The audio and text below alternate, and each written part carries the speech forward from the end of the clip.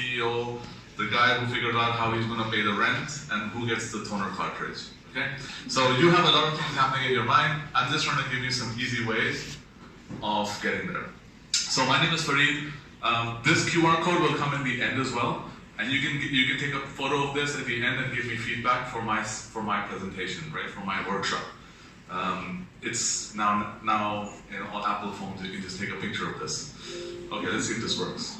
No, that's right. Okay. How to build the right product? Right, this is what we're going to talk about. So the first thing I want to talk about is focus on the purpose. Nothing to do with the product, but why are you guys doing this? Why are all of you trying to build something, give up your nights, give up your job? Maybe you don't want the job. But you need to really focus on why are you doing this? Then figure out how are you going to do this to really get to what you're going to do, right? And this is a very common thing since I think Simon Schnick had this presentation on YouTube, Focus on the Why. And I want to go through this as to why this is important. Does anybody know this company? No? They're Southwest Airlines. They were the world's first low-cost airline. They were formed in 1967 in the United States of America. Do you know what their purpose is? This is their purpose, to become the world's most loved, most flown, most profitable airline. The mission is highest quality of customer service, delivered with warmth, friendliness, individual pride, and company spirit. This is their purpose. Does it say low cost anywhere? No. Right? And then we have, hold on.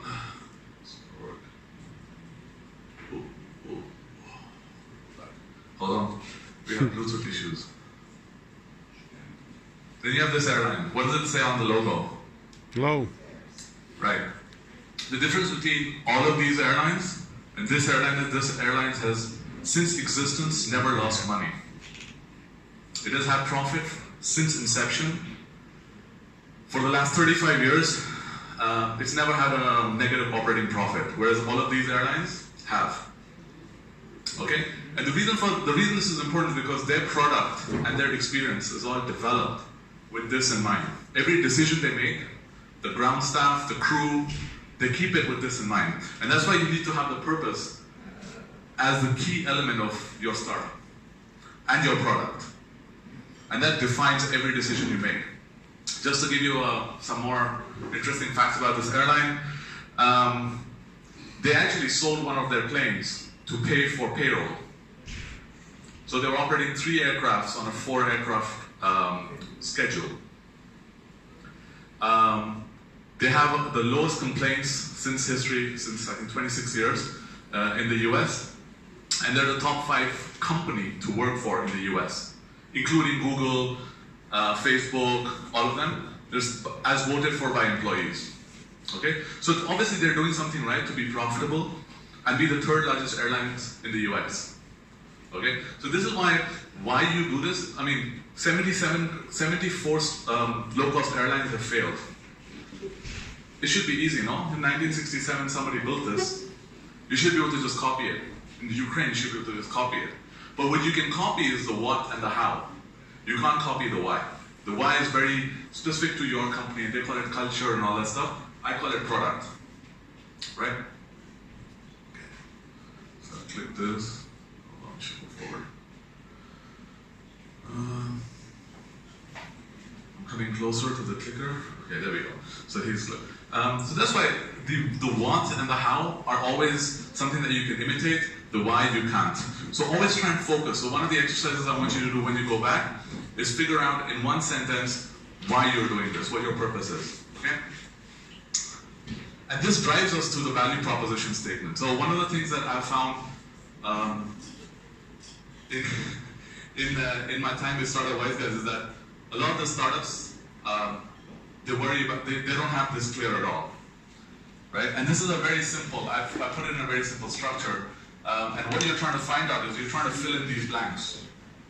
Once you fill in these blanks, you have all of the elements you need to really start building your product, right? And unfortunately, or fortunately for you, your startup is your product. So when I mean you build your product, it means you build your startup. One thing over here, I think I missed one of the slides which Karina asked me to talk about. There we go. Just a little bit about me, because you need to try and figure out where I'm coming from. So I sit over here, which is basically business, engineering, and creativity. I have my own company called T3 Innovation, and I've survived 7 earthquakes. So the chances of an earthquake happening here are pretty high, but if you all stay with me, you'll survive. It's okay. Okay, I'll help you with that. And I worked in the corporate world for the last 10 years. Okay, that's to satisfy Karina, so it wasn't me, it was the clicker that did everything, so there we go, okay. So we were here. So if I was to do this for Startup Wise Guys, you'll understand clearly what Startup Wise Guys does, right? For early stage startups who are looking for boutique and personalized acceleration, Startup Wise Guys is an accelerator which provides them with this service, because we only do limited batches every year. We have a varied network of investors and mentors from across the world who surprisingly come to the Baltics to accelerate founders from 39 different countries. Unlike our competition, like I won't name names, who are considered startup factories, our batches are actually customized for the startups that we have. So our mentors are actually customized for prop tech, fintech, whoever is there. And they're actually voted for by the startups. So only the mentors who have good ratings actually come back. With that, I now know what Startup Wise Guys does. Every decision I make for Startup Wise Guys is based on that. How do we get there? So what I'm going to try and do is, through this slide deck, we're going to try and figure out how we're going to figure out our market, what is our unique value proposition, how do we collect insights, and what our competition is going to be.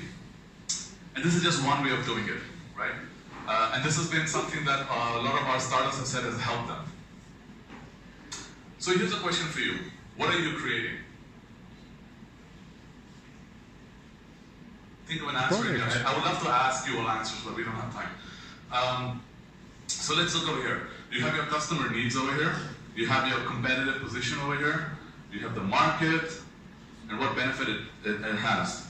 Does anybody know this? Yeah. You know it. Okay, good. So you know where I'm going. But I have an addition to it. There you go.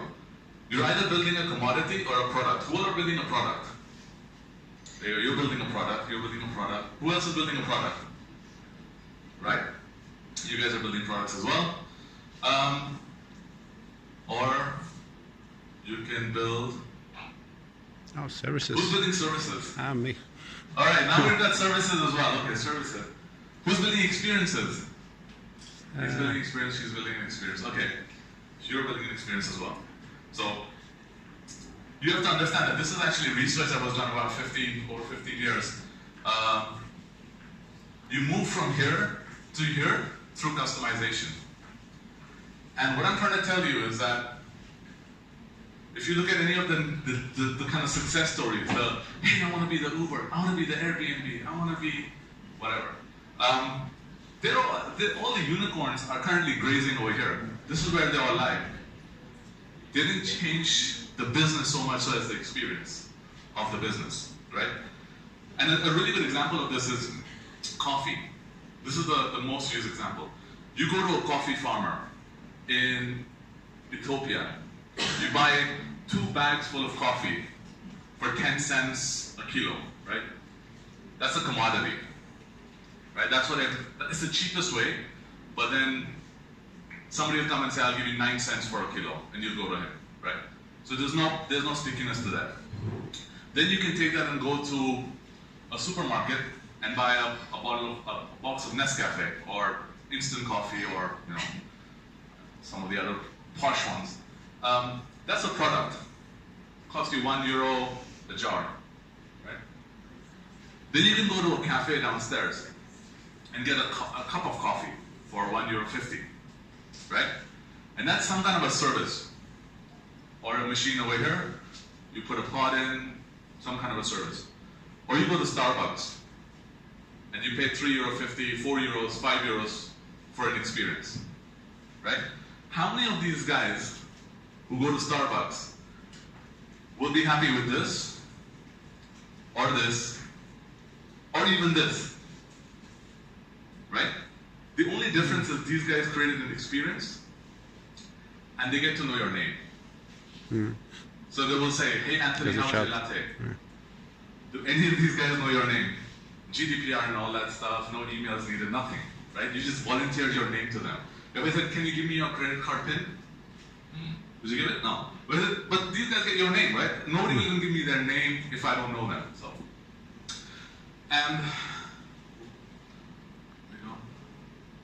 and this is the next frontier. This is something that was taken out last year based on this 15-year research, is socialized personalization. So how do you recommend something to your friends? And what is the value of that? And this is what the likes of TripAdvisor and all are trying to get into. So try and figure out where you are and try and climb higher, right? And climbing higher is the easy bit. It's not difficult, right? So this suddenly becomes, you're building the right experience, you're not building the right product. Okay? So once you get this, we can start really talking about the product. Okay. So where are you right now? You're founders, some of you are wannabe founders, some of you are here because you're curious. You can have no idea and no product. I'm just here, I want to make a lot of money. How do I do this? You have a concrete idea, but you have no product. You're like, if only I could just think of coffee and it comes here, right? I love that. You have an MVP, right? Or you've already done a product launch, like a soft launch, and you have some initial, friends and family who are like, hey, your product is really good. Or you're already in the market and you have competition. So, can you understand where you guys are right now? Can each of you know which part of the scale you are? Yep. Okay, great. So, if you are in the no idea, no product side, you can do a lot of cool things to figure out what your product can be, right? I'm going to go through this really fast because we don't have time, but once you come into the program, we kind of explore all of that. You can look for a cool innovation. So, how can I get my coffee through chewing gum? That way I don't have to buy coffee. I can just pop 2 chewing gums with me, there's 2 espressos, there's no expiry date, it still gives me the kick. How can I use something like that? Alternate needs.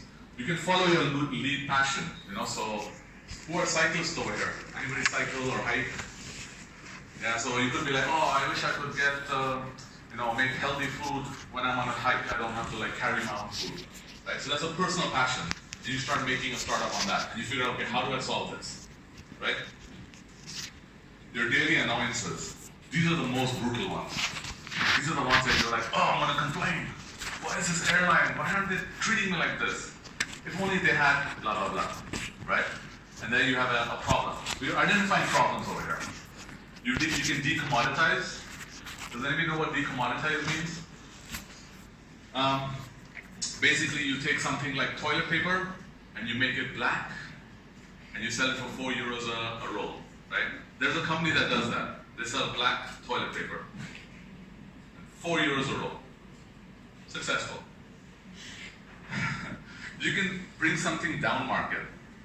Down market is you take something that is electric toothbrush, which is €150. I'm sorry, I say euros here because I think in euros, but you know what I mean, right? So a toothbrush that is €150, you can sell it for €6. Or the Dollar Shave Club, so a shaver blade that used to be like €30, you can now buy for €1 a subscription, right? So you can do that for anything. How can I decommoditize coffee, but still create an experience? Here you're thinking still experiences.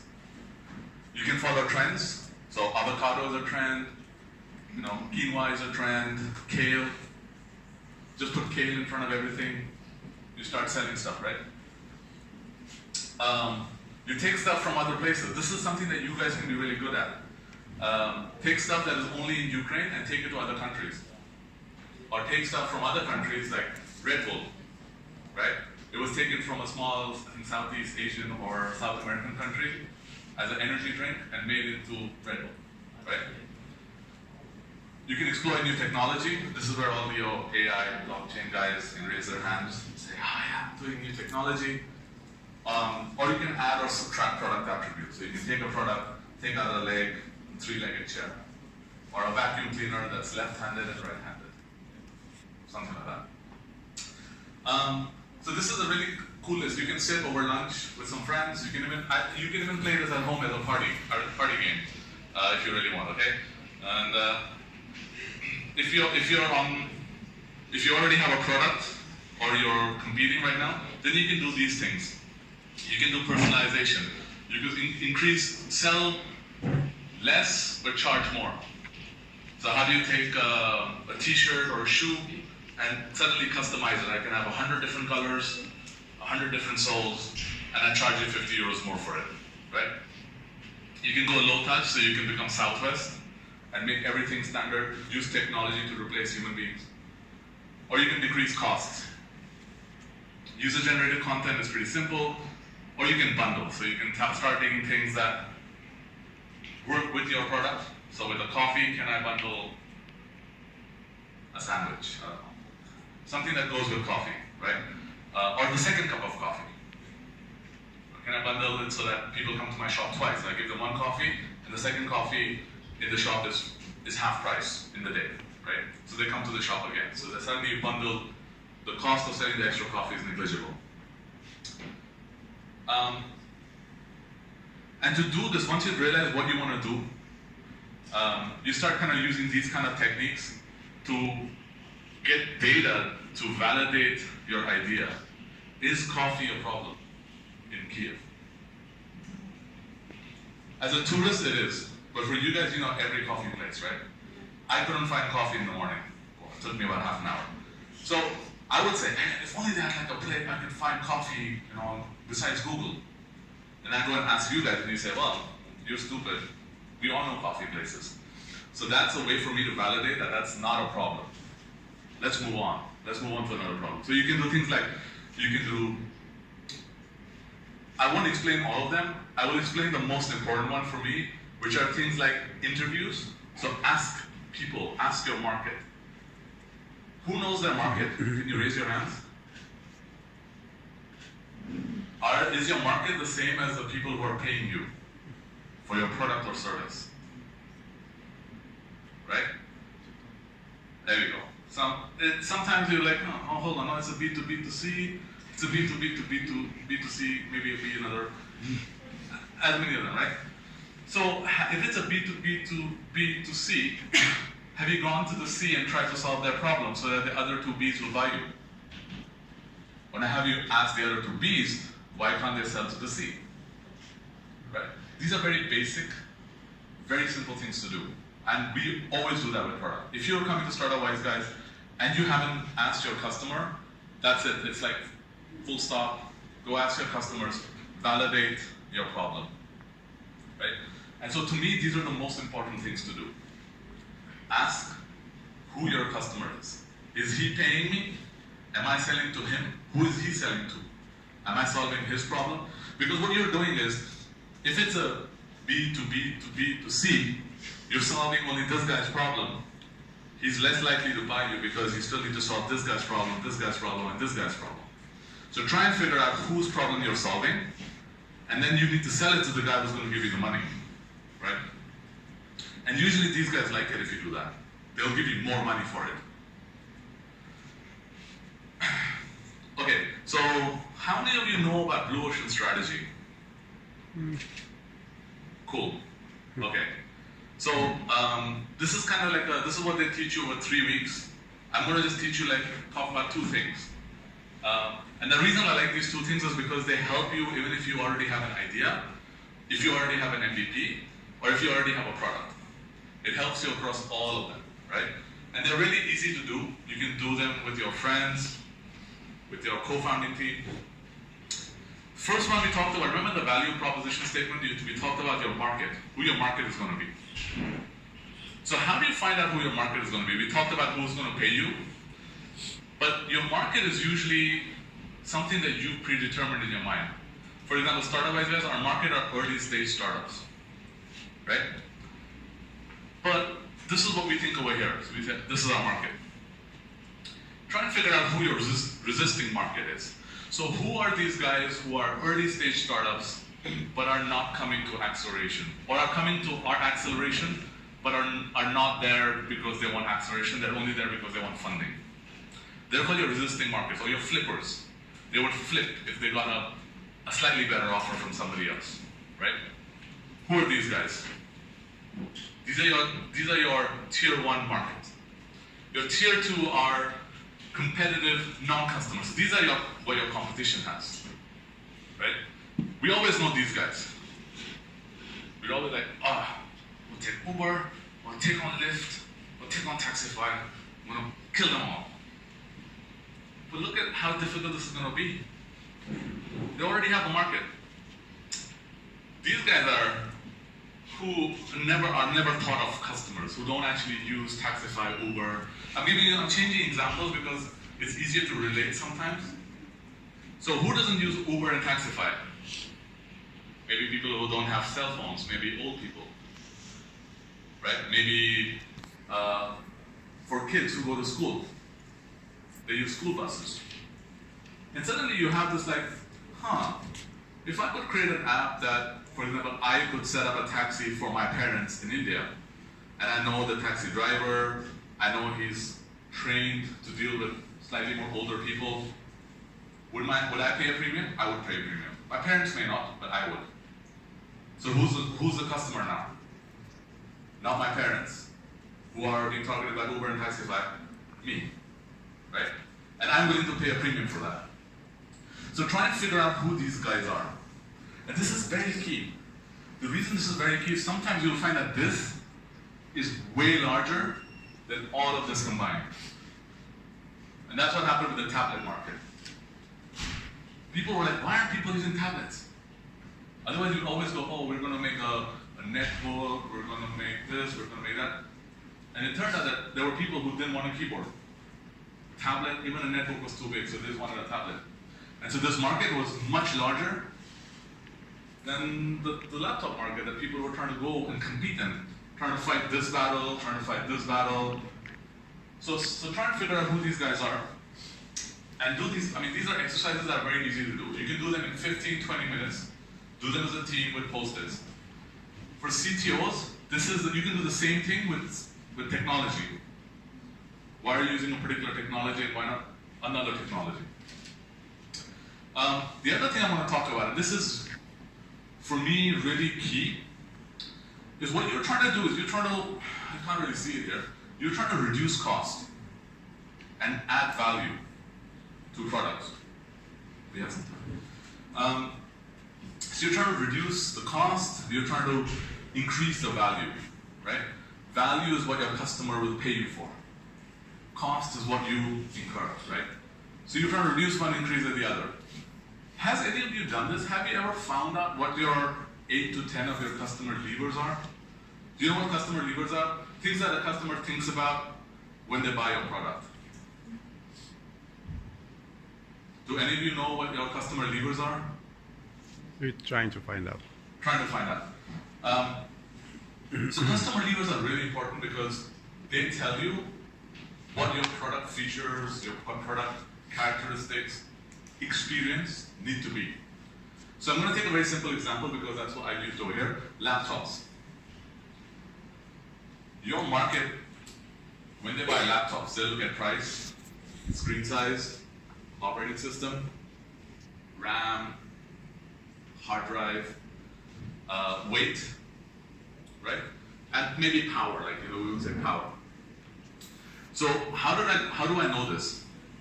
This is something that a lot of startups don't do, a lot of founders don't do, a lot of product managers don't do, even big company product managers don't do this. How are you going to, you just go ask your customers. It's that simple. You go to a shop where somebody buys laptops and you ask them, hey, why are you picking this laptop? And he'll give you four reasons. You go ask 10 people like that, you have enough data. So qualitative analysis, which is basically not data-driven, you can go ask 20 interviews, and you have enough data to basically build a model, right? So you get these 8 or 10 customer levers. So now I've collected 10 levers for laptops. You can do that for whatever service. Somebody's coming from aviation services. We have food tech guys. You take those levers and you figure out which one of them can you eliminate. Which one of them can you reduce? Which one of them can you increase? And what new levers can you create? It's literally is that simple. Oh, I'm going to take a laptop, I'm going to eliminate the keyboard, reduce the weight, reduce the operating system, reduce the technical specification. I'm going to increase the portability. I'm going to increase the number of applications that it can do. So I can now use said product for checking my heart rate, to taking pictures, to doing video, to security camera, to navigation. So I'm increasing the number of things it can do. And I'm going to create it so it's completely wireless. There's no cables needed. How many of you have laptops, and see how many cables are connected over here, right? So I'm going to do that. Wrong one. And this is what you get. You get a tablet. You get something which was lower cost, lower weight, had no cost for operating system, had lower hardware cost, had smaller screen size, had a higher battery life, was more operable because you could use it to check heart rate, do eye exams. I mean, I'm surprised tablets can't do everything right now. You could put SIM cards in them. It became touch interfaces. Who heard of touch interfaces before tablets? Why did the touch interface come into existence? Because there was no keyboard. So you created something new by removing something, right? And so this is a really easy way. You can do this for your own product. You can do this for your competitor's product. So take Taxify. Just an example. Don't do it. They're a nice company. I like them. And do this for that. Can you create it so that you can create a Taxify? So for example, one of our startups, they created like a Taxify for florists, for flower delivery, for organs, deliver organs, because you can't just take a heart and like give it to Uber driver, right? For documents, because documents are, you have to get security cleared, all the embassies use them. So they created like a product which neither Taxify nor Uber could compete with, right? To start off with. So this is a really, really simple way of building this. You just identify your 8 levers, you decide what to eliminate. It's called the ERIC framework. Decide what to eliminate, reduce, increase, create. The really fun bit, this is like nobody gets this right at the end. This stuff reduces cost. What you eliminate and reduce should reduce your cost. You can do it instantly. But what it does is it actually creates add-ons. Who has a tablet and has paid for the physical keyboard? Right? When you buy a Surface, you pay for the keyboard. When you buy an iPad Pro, you can pay extra and get a keyboard, a Bluetooth keyboard, right? Something that you would pay for in a laptop, you've now created an accessory, an add-on, that you can charge money for. This is a product, physical product, but you can do it with features, like what people do with features. And this becomes, what you've created, becomes your marketing. The only touchscreen tablet, laptop that you can carry with you everywhere, and it will work for 2 days without needing to get charged. It has a SIM card in it. You don't have to ever connect an Ethernet cable or a power cable into it. That becomes your marketing speak. And I mean, you can do this multiple times. Every time you will get new insights about your product and what to do with it. So we now have our market. We've kind of talked about what our product can be. We don't know what it's going to be. Has anybody done the lean canvas? I'm not going to go into details of this because this is like a whole book. We don't want the whole book. You've got one. What I want to talk about is the product market fit. Do we know about product market fit yet?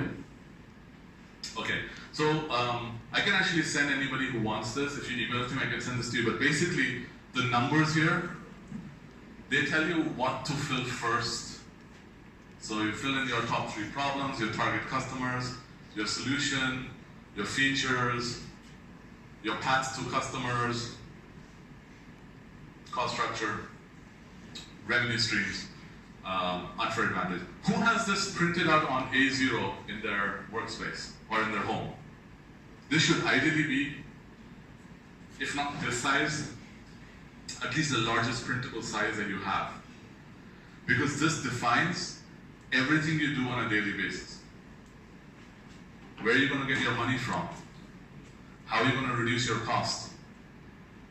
And I can guarantee you, I mean, I've seen, since I've been working with Startup Wiseguys, I've seen close to 35 startups, and I've done due diligence on 75. All of, like 90% of them don't even have half of this in their mind. Forget written down. And the moment you have this, you have exactly what you're going to build, you have exactly why you're building it, and you have exactly the risks that you might see while building something. It's not an easy exercise. It's not something that you can do because you will find with your co-founders a lot of challenges. You won't disagree with, hey, I'm going to sell it online. Why are we going to sell it online? Well, because, no, I want an app. And these are things that, I know it sounds really weird, but we've seen so many startups that you actually have this as a problem. I'm going to go into the details of know your customer. I like to specialize on something called as customer obsession. Not in an Amazon way, but in a Southwest, in a Costco, in like the old school obsession with the customer. If you're not obsessed by a customer, you're building it for the wrong people. Stop guessing. We once had a startup which was building something for SAP users, a bot, a chatbot for SAP users. Has anybody who's used SAP even, it was a vocal chatbot as well. And I was like, have you gone and spoken to the guys who use this? And they hadn't. And turned out nobody was going to use it. It was pointless. So, stop guessing. Guessing is your biggest drawback, or the thing that's going to drop you the most. It's going to fail you the most. So hold on, so this is what the value proposition canvas looks like. And I'm going to focus on something quite important. The pains, the gains, the pain relievers, the game creators. Your product and service are over here. So what does your product do? My product is a ride sharing for school children and parents, grandparents, older parents, whatever. And the job is to transport people from point A to point B. So I'm gonna focus on gains, pains, game creators, and pain relievers. Okay. This is quite important. I don't know whether anybody's done this or not. What are the jobs people are hiring my product for? Don't ask this question. Ask them, what is the job that my customer is trying to do? Because you know what? 10 out of 10 times, this is wrong. What is the customer trying to do? The customer is trying to make sure that his parents, who don't have access to mobile phones and blah, blah, blah, are not ripped off, are safe. Anything you build around that is your product. The ride-sharing app seems to be the easiest way of doing it, or the most practical. But you could build anything, right? You could build a personal valet service. And then ask, why is he doing this? Just nobody asks. Why do I want my parents to be safe? If you ask this question, you have an answer, your product becomes better than your competition. I want this because I'm not with my parents, they live in a different country. I want them to be safe. So I have no eyes or ears on them. Can you create a product that gives me that, hey, I can chat, my parents can chat with me, I can get information when they're in the car, where they are. That information that gives me, satisfies my why, right? And if you're already doing this, then I'd love to hear from you. I'd love to meet you. I really do, because even big companies don't do this. Right? So we talked about customer pains. What are customer pains? It costs too much, it's annoying, it's painful. What is missing from the current solutions? What are the main difficulties? What risks do they fear? What is the risk? My risk is my parents might get into a taxi or an Uber, and the guy might, rob them and then go away. What keeps them awake at night? What mistakes do they keep making? What are the barriers to adopting new solutions? By the way, I'd love to hear, I have a question just to wake everybody up. What is the value, what is the value proposition of Uber when Uber first launched? Show of hands and then I'll ask you. All right, we got one there. Not having your own car. Not having your own car, okay. One. Who else? Two. You just press the button and don't need to talk to someone. Don't need to talk to. How I know it's your personal driver? My personal driver. And probably cheaper fares than anywhere else. Cheaper fare than anyone else. You don't need to pay cash. You don't need to pay cash. Not the main work, That was the value proposition for the drivers, yes. They can work anytime to their schedule. Who else? What is your service in general? Service. Quality of service, okay. And You can save you can save the time. time. True price in each party. Sorry? True price in each party. You get true price, yes. You don't have to pay 20 euros to come from the airport to Kiev, yes. So all of that is are very good parts of the equation. But if you go and speak to somebody who worked at Uber initially, their main kind of USP for customers was experience, was the fact that you didn't have to carry cash. And the fact that you didn't even have to know the language to speak to the driver. And furthermore, and this is quite interesting, if you come to Kiev, like if you go to Thailand and you order a taxi on, they have a similar app called Grab. Or you go to a taxi driver and you give him the address. Hotel Skyline. And the address. Because this is the address I have for the hotel. It's in English. The guy doesn't even speak, forget reading English, he doesn't speak English. So he speaks the local Thai language. Right? But for Uber, I can put the address in my phone in English, it comes up in his phone in Thai. Right? And then all the other things that you mentioned, they combine together to provide that one service that even today, maybe I think Taxify has done a really good job of competing with them, but none of the other services have. So in Southeast Asia, they had Grab Taxi. They could not compete. They had to actually buy Uber. So they bought Uber to compete. That's how much of a problem that value proposition was, because Grab wasn't looking at the fact that I have these things that were pains for me. Carrying cash. Where do I get the cash exchange from? I don't have a phone number. Blah, blah, blah. So write these down as your customer pains. And then you can figure out, okay, what gains on my product? If my product goes, the experience improves. Great. What are the expected outcomes? The expected outcome that people start buying less cars. Great. What outcomes would be pleasantly surprising? It will be cheaper than taking a taxi. How does the current solution make them happy? Well, they just, they don't have to plan, they don't have to park. They can just call and they're ready to go. What jobs make their easier? Social consequences. Do they care about security, simplicity? The fact that if Uber overcharges you, they refund it to you without asking any questions.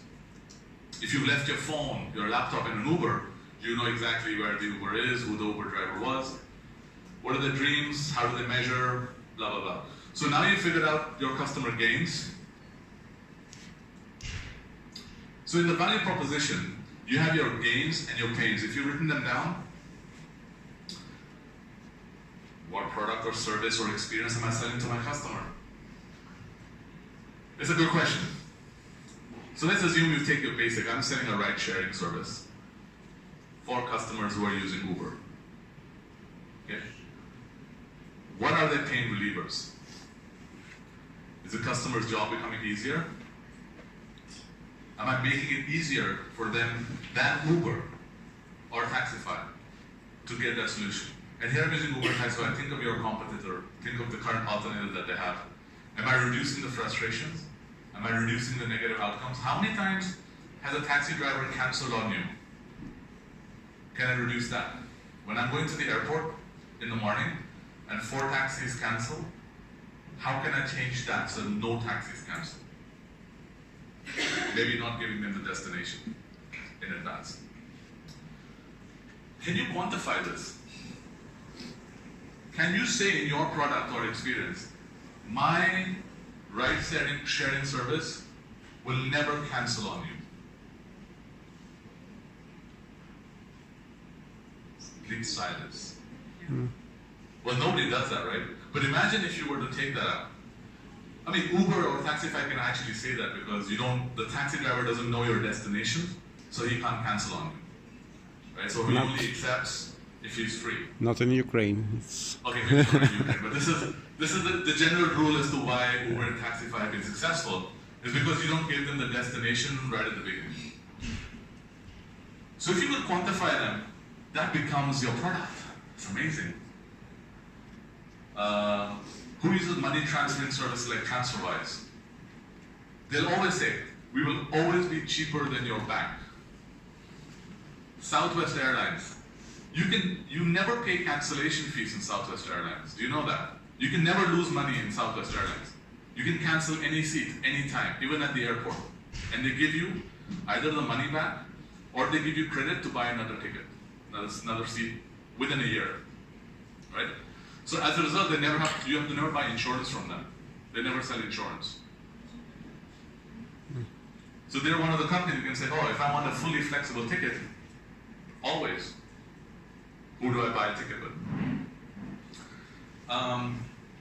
Can you quantify that? Can you say I'm going to reduce your time by 50%? Because if you can do this, this is really good for your funding pitches as well. When you go to a fundraising round or to a VC and they say, hey, can you quantify this to me? Yeah, my product makes the job easy for the customer. How easy? It reduces time by 50%. It makes sure there's 0 cancellations, or we give them a credit voucher. So then they go, oh, okay, this makes sense. The gain enhancers. Is the customer job becoming easier? Are the success rates of the customer jobs increasing? Am I increasing his output? Am I unlocking any more gains? Can I, by creating Uber or Taxify or anything else, can I create another service where I'm unlocking more gains for the customer? What if Uber had created an application for car manufacturers? Because Uber now is going to make their own cars, right? They're going to make their own automated cars. What if they had made this for Renault, or for Mercedes, or for Seat, or for Daihatsu? It would be a completely different product, a completely different game, right? So can you unlock more gains? Can you make an Uber subscription, which they have now in San Francisco? You just pay a monthly fee. You use Uber as many times as you want. Great. So you wrote down your gains, you wrote down your pains. You know why the customer is doing what he's doing and how he's currently doing it. You have your product, which is a ride-sharing app. Can you map one-to-one the pains and the pain relievers in your product? Can you map one-to-one the gains and the gain creators in your product? One-to-one. Each gain having a gain creator. Each pain having a pain creator. If you can do this, you have a product market fit. And this, nobody does. Because I asked you guys, how many of you have startups or products? We're so focused on our product and startup, we forget that the people buying it are our customers. So I really encourage you to do this. It will help you define exactly now what to build. To give you because I have 5 more minutes, 10 more minutes, to give you an idea about this in airline speak, because everybody travels by airlines, right, by aircrafts. If I had to tell you, how do you start a low-cost airline today? You'll be, I need a plane, right? I need it to be low cost, so I need the tickets to be cheap. I need to pick a bright color, yellow, green, pink, something. I need to have a creative, like funky, hipster name, woohoo airline or something like that. Right? That's what you do. It's easy. You looked at Vueling, you looked at Air Baltic, you looked at these airlines, figured what they did, I'm going to copy that. How you do it is different. Oh, how do I bring the prices down? How do I buy a plane? Who's here to try to buy a plane? It's surprisingly easy. You can go easily buy a plane. It's not very difficult to do, right? But of course, you need to have somebody who's bought a plane before to say, hey, you know, I know a bank. Let's build a proposal, and they'll give us the money to buy a plane. Now, people have started airlines, right? So doing the how is slightly more difficult. You need, hey, I'm going to get this guy from Ukrainian Airlines. He's going to help me because he's bought planes. We'll put more seats in the plane to make it, you know, to put more people in the plane. Well, why are you doing it? What's wrong with Ukrainian Airlines? It's actually a really nice airline, right? So this product market fit is really important. Unless you can figure out the gains, this tells you the why you're doing this, how you're doing it, what you're doing. To me, it's really important because I keep mentioning Southwest Airlines. Since history, they've never charged for food or drink. You get snacks and beverages. Your 2 bags fly for free. You never lose money on a ticket. The airline has never lost money in history. In 9/11, they didn't lay off one person. Not one person got laid off to lower costs after 9/11. They never lost money in the whole year after 9/11 or when the oil prices were high. What did they do differently that other 77 airlines have failed? Easily. So I want you to think that way, because once you start thinking that way, you have the customer obsession, the why am I doing this? What are my pain creators, relievers, blah, blah, blah. Then you decide what to build. Okay, I'm going to build an airline now. Got it? Build an airline, sharing app, whatever. So this one comes from Oscar. Oscar is one of the other mentors, tech leads that started wiseguys. He couldn't be with us. This is from his kind of workshops, tech slides and MVPs. It's more funny than me. It's more useful and probably more useful than me as well.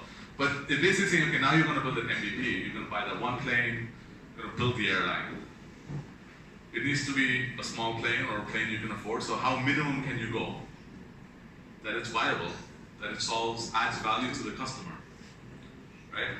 So most of the time we see people build crappy products that nobody wants to use, which is great because it's still a product. Or you have products built by companies better financed by you. So you have people who have more money than you who build something that's viable. And this just shows like how not to build a minimum viable product. So you make a wheel and you try and sell it to customers. Like when you're actually wants to build a car. You can also not like take a tricycle and send it to them and you want to sell them a car. So what you need to build is a car.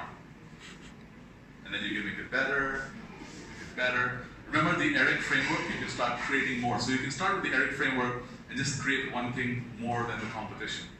Then 2 things more, 3 things more, 4 things more. And now you have the iPad Pro with a pen, which Steve Jobs said nobody would ever use. Remember when Steve Jobs said, I will die before you put a stylus on an iPad. And now it's like, we think you're gonna love this, we call it the iPad Pro, or I don't know. But you can start building better products after that.